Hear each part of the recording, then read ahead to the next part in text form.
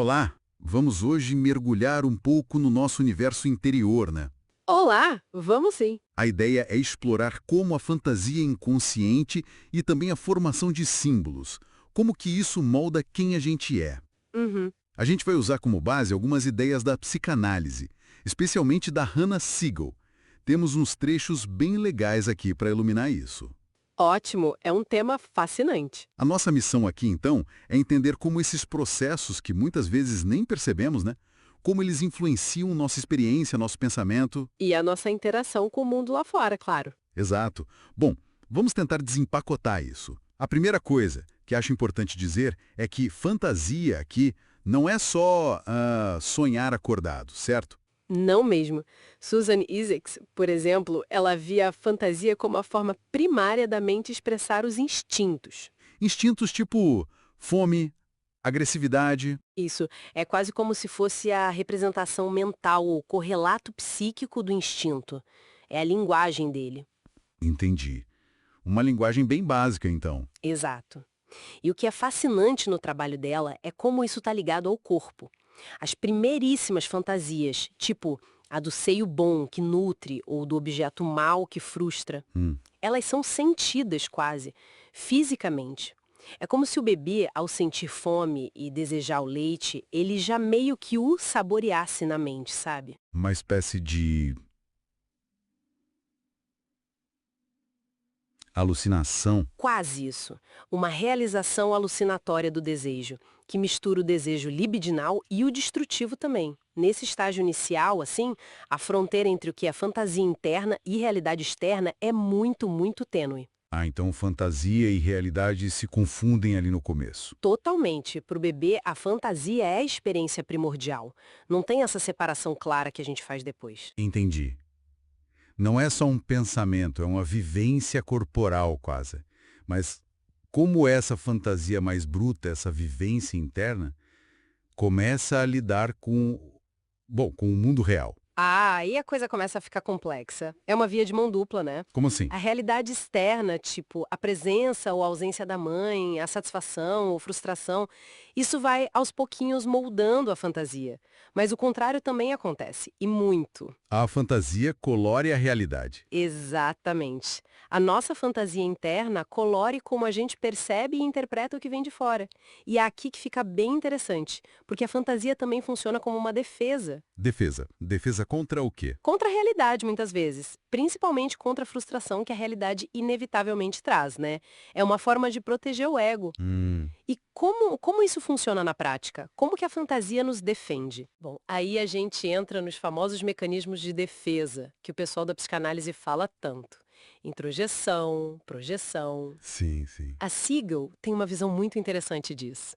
Para ela, não são só conceitos abstratos, são fantasias muito concretas, muito vívidas. Fantasias concretas. Tipo, Introjetar, por exemplo, seria fantasiar que está colocando para dentro algo bom, sabe? Como o leite, o cuidado materno, o seio bom. E projetar seria o contrário, fantasiar que está expulsando, colocando para fora algo ruim, como a dor, o medo, a agressividade. nossa, é quase como ações imaginárias. Exato. Ações imaginárias que ajudam o bebê, e depois nós, adultos também, a organizar o mundo interno e a lidar com a ansiedade. Essas fantasias vão tijolo por tijolo construindo nossa estrutura psíquica. Até o superego, de certa forma, é construído sobre essas fantasias. Que incrível pensar nesses mecanismos como fantasias em ação. Mas, olha, se a fantasia é tão fundamental e, ao mesmo tempo, tão primitiva, né, como é que surge o pensamento mais lógico, mais racional? Parece um salto enorme. É um salto, mas talvez não seja bem um oposto da fantasia. Essa é uma ideia bem contraintuitiva da Siegel e do Bion. Ah, o Bion também entra aí? Sim, a ideia é que o pensamento não surge apesar da fantasia. Ele nasce a partir dela. Pensa assim, a mente tem uma expectativa, que o Bion chamaria de pré-concepção, baseada numa fantasia. Por exemplo, a expectativa do seio. Ok. Quando a realidade frustra essa expectativa, tipo, o seio não aparece na hora, se essa frustração não for esmagadora, se for tolerável, abre-se um espaço, uma lacuna entre o que era esperado pela fantasia e o que a realidade apresenta. E nesse espaço? Nesse espaço nasce o pensamento, como Bion colocou de forma genial, sem seio, portanto um pensamento. A ausência, a frustração tolerável força a mente a pensar sobre o objeto ausente. Que virada! Então o pensamento mais abstrato, racional, ele é, na verdade, um filho da fantasia que precisou encarar a realidade. Exatamente. O pensamento é, de certa forma, a fantasia modificada pelo teste de realidade. E olha que interessante, a riqueza do nosso pensamento, nossa capacidade de refletir, criar, resolver problemas, isso tudo depende muito da qualidade da nossa vida de fantasia inconsciente e da nossa capacidade de tolerar essa frustração que a realidade impõe. Faz todo sentido. E isso leva direto para outra questão, né? A dos símbolos. Se o pensamento nasce daí, como a gente constrói os tijolos desse pensamento? Os símbolos que a gente usa para tudo, para comunicar, para fazer arte, para dar sentido às coisas. Boa! A Segal também tem contribuições muito importantes aí. Ela descreve uma evolução na forma como a gente usa símbolos. Uma evolução tem estágios. Tem, basicamente, dois tipos ou estágios principais. Ela diferencia a equação simbólica do que ela chama de símbolo propriamente dito. Equação simbólica. O que seria isso? É uma forma mais primitiva, ligada àquilo que a Melanie Klein chamou de posição esquizoparanoide. Lembra? Sim, aquele estágio inicial onde a gente separa muito o bom e o mal. Sim, a cisão. Isso. Na equação simbólica, o símbolo é igual ao objeto. Não há distância. O pensamento é muito concreto. Lembra daquele exemplo clássico do paciente esquizofrênico que sentia que o violino dele era literalmente o genital? Nossa, sim. Tocar em público seria impossível, então? Exatamente, porque o símbolo violino e o objeto simbolizado genital são a mesma coisa. A palavra, o gesto, o objeto, ele não representa algo, ele é esse algo. Entendi. A coisa e o símbolo são colados. Isso deve atrapalhar muito a comunicação e o pensamento mais abstrato, imagino. Demais. A comunicação fica muito difícil, porque as palavras são sentidas como coisas concretas, perigosas ou desejáveis em si mesmas. O desenvolvimento acontece quando a gente consegue passar para o símbolo propriamente dito. E como se dá essa passagem? Isso está ligado a outra posição claniana, a posição depressiva. É quando a gente começa a perceber os outros e a nós mesmos como inteiros, com partes boas e mais misturadas.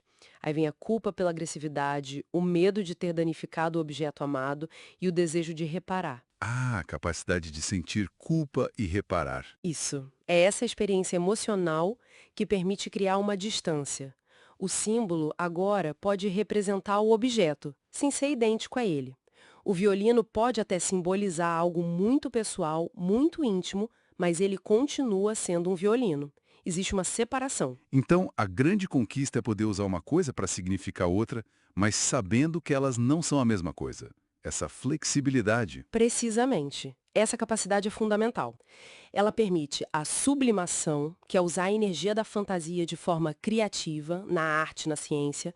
Permite a comunicação muito mais rica e flexível, porque as palavras se tornam ferramentas para expressar ideias, não coisas perigosas.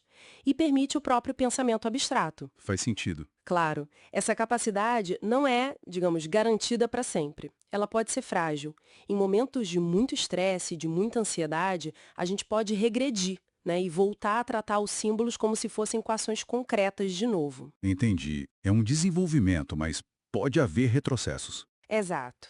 Bom, então, só para a gente amarrar as ideias. Nossa vida mental, lá na base, tem a fantasia inconsciente. Essa fantasia conversa ou briga o tempo todo com a realidade.